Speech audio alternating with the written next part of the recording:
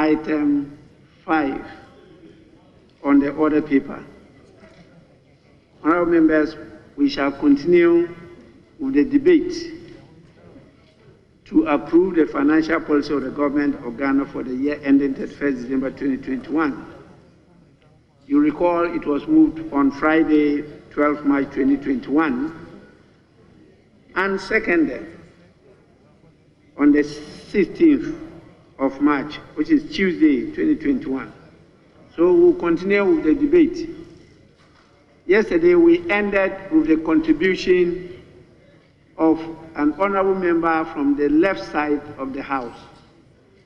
And therefore, we'll start today with an honorable member from the right, I mean my right side. And the list I have from that side has given the first position to the Honorable Samuel Atachia to set the ball rolling for today. Honorable member, you may submit your contributions. Thank you, Right Honorable Speaker,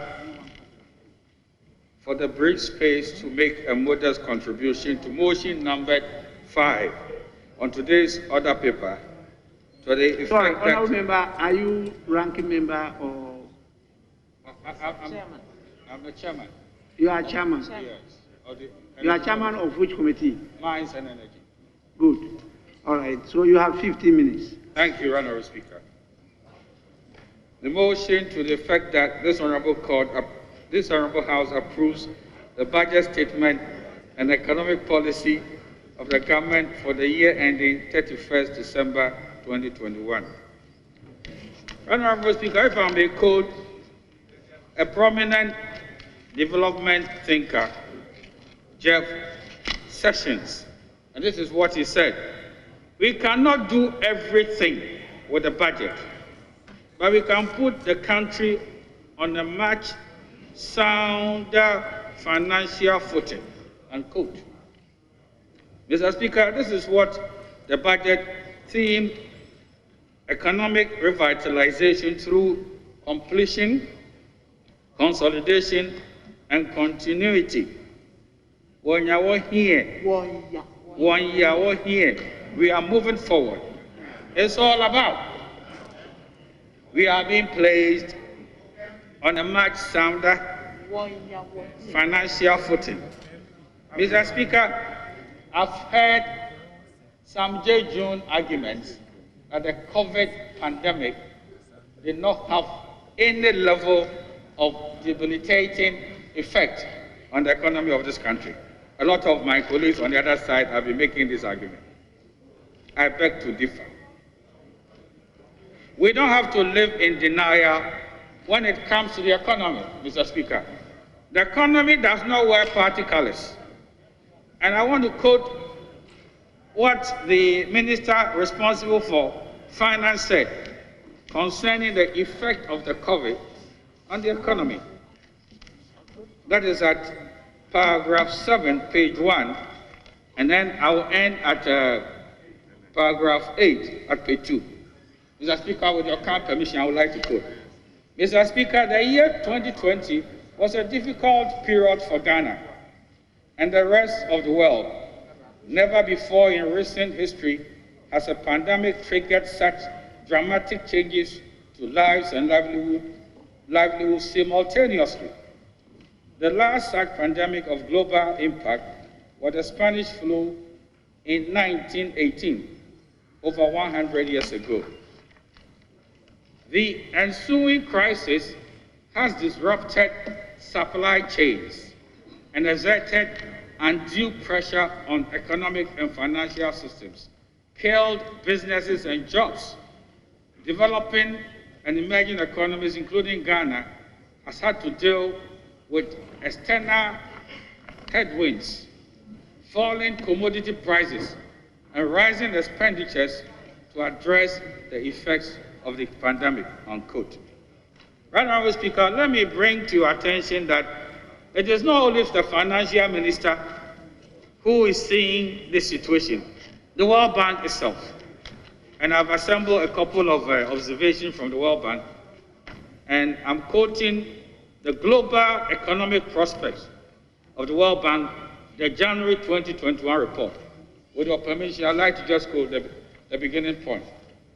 COVID-19, and I want those who are the naysayers to listen. The World Bank is speaking. Caused a global recession whose depth was surpassed only by the 2 world wars and the Great Depression over the past century and a half. Although global economic activity is growing again, it is not likely to return to business as usual for the foreseeable future. The pandemic has caused a severe loss of life. It's tipping millions into extreme poverty and is expected to inflict lasting scars that push activity and income well below their pre-pandemic trend for a prolonged period, unquote. I said January 2021, and I want you to listen, please. And now let me quote what is said of sub-Saharan Africa, and it also concerns the World Bank report of January 2021. Sub-Saharan Africa, Ghana included, of course, has been hard hit by the COVID-19 pandemic, with activity in the region shrinking by an estimated 3.7% last year. Growth is forecast to resume at a moderate average pace of 3% in 2021 and 2022, essentially zero in per capita terms and well below previous projections, as persistent outbreaks in several countries continue to inhibit the recovery. COVID-19 is likely to weigh on growth in sub-Saharan Africa for a long time.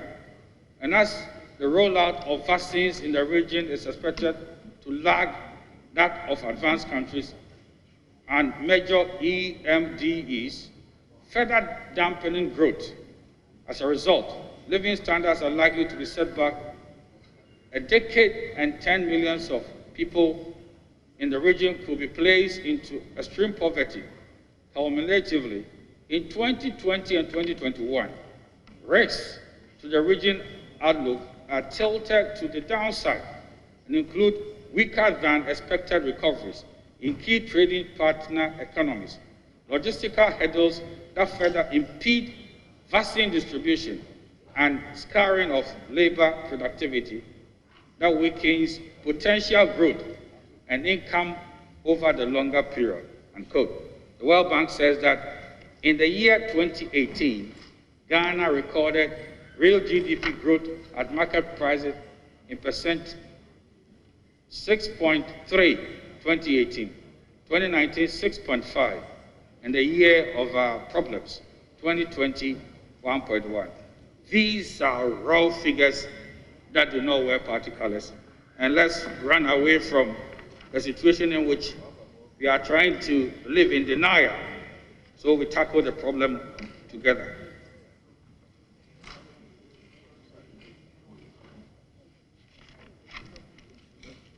Right, Honorable Speaker, I beg to submit that the debt pillage that everybody is talking about is equally the handiwork of the Mahama government, the debt pillage. And let me refer to the 2020 financial year and the budget that was read to us by Mr. Ken Oforiatta. I'm referring to page 2, the paragraph number 12. Mr. Speaker, if you add the cost of cleaning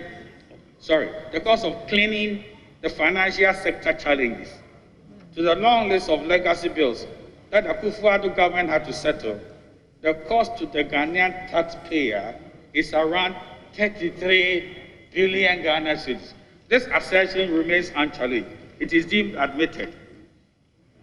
Honorable Speaker, the unnecessary cost of doing so to the economy in 2014 alone was in the gargantuan sum of $680 million United States dollars, which is 2% of GDP. These are incontrovertible, facts, and they add to the debt spillage. The nation is hemorrhaging by reason of excess capacity charge of 70 million annually. Excess capacity charge in the sum of 70 million annually. The take or pay at the behest of the Mahama government, rather than the more sensible arrangement of take and pay, tantamounts to causing financial loss to the state. I want to repeat that. The take or pay at the behest of the Mahama government, rather than the more sensible arrangement of take and pay, tantamounts to causing financial loss to the state. Mr. Speaker, I want to refer to the Supreme Court case of Chachuchi Kata versus the Republic. And I'm reading the ingredients of causing financial loss to the state. It may be found at page 1069.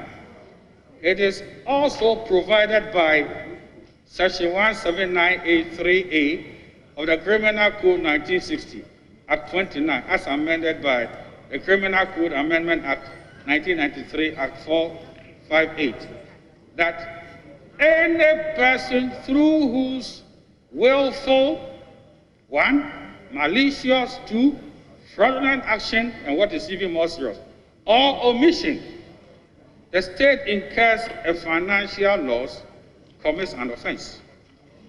We shouldn't run away from these things. There are serious offenses that have been committed because of the take or pay. Honorable Speaker, perusing the sectorial development and the sectorial development outlook, I paid serious attention to the Office of Government Machinery. Because, Honorable Speaker, I heard arguments that the budget of the Office of Government Machinery is expanding. I said, of course, it should expand, because it's the most serious department of governance we have. What is even more serious is that I counted close to 14 programs being driven by the President under the Office of Government Machinery. So what do you expect? The enhanced benefit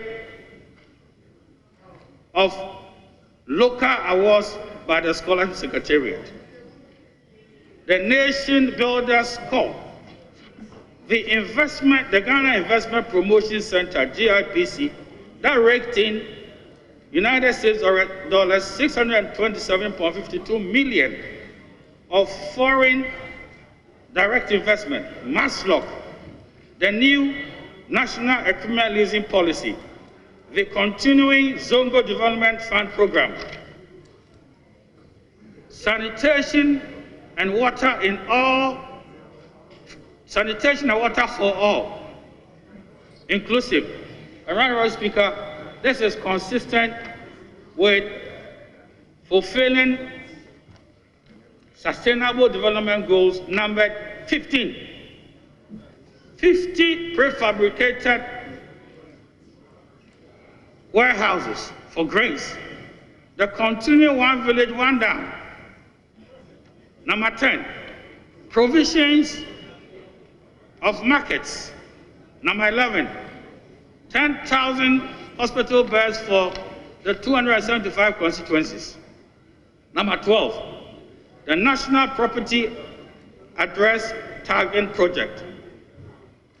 Number 13, constituency-specific projects, the supply of outboard motors. And therefore, it is an invented logic to say that while the President is driving the economy through his office, his budget should shrink. The better the programs, and the more we apply the monies, the better the nation moves forward. In keeping with Sustainable Development Goal number 16, on peace, justice, strong institutions, the justice delivery is undergoing a paradigm shift. The Alternative Dispute Resolution, ADR program, is being upscaled to reduce the mulking backlog of civil cases. The progress of having an e-justice system should be our categorical imperative as we free us from the fetters of antiquated typewriter system of justice. The President wants us to change our eyeglasses, Right Honourable Speaker, to see fresh vistas of economic revitalization through completion, consolidation, and continuing the good programs that he has started. One here. The doubting Thomases should join us. And let me conclude by quoting Dr. David Anker. I want to conclude by that. Where's my petition? Hey, how you doing?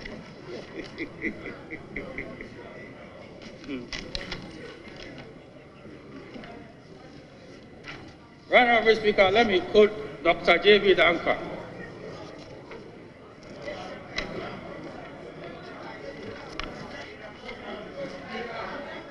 The party's policy is to liberate the energies of the people for the growth of a property-owning democracy in this land, with right to life, freedom, and justice as the principles to which the government and laws of the land should be dedicated, in order to specifically to enrich life, property, and liberty of each and every citizen, unquote.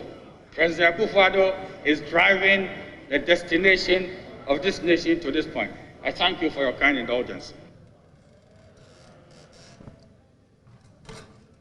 You only added 21 seconds to your 15 minutes.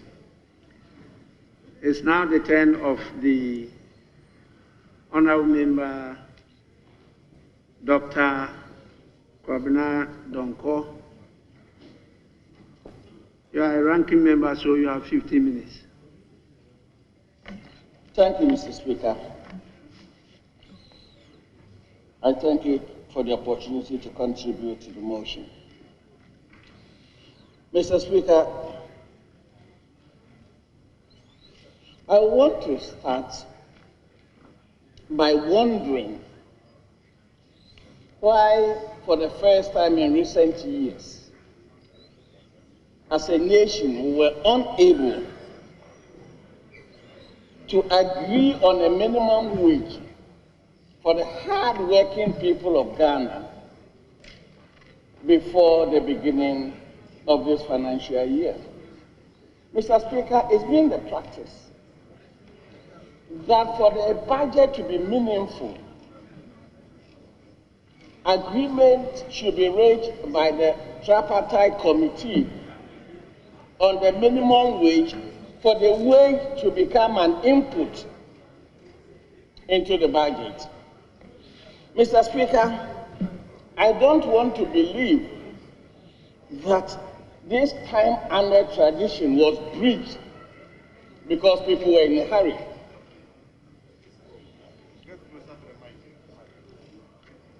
That people were in a hurry.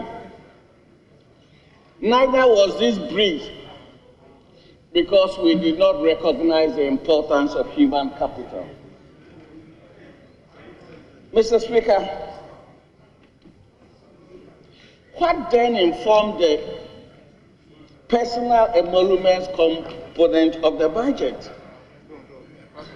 Is it guesswork with the opportunity to come back in the media to review our guesswork? Mr. Speaker, as a people, we can be far more serious than this.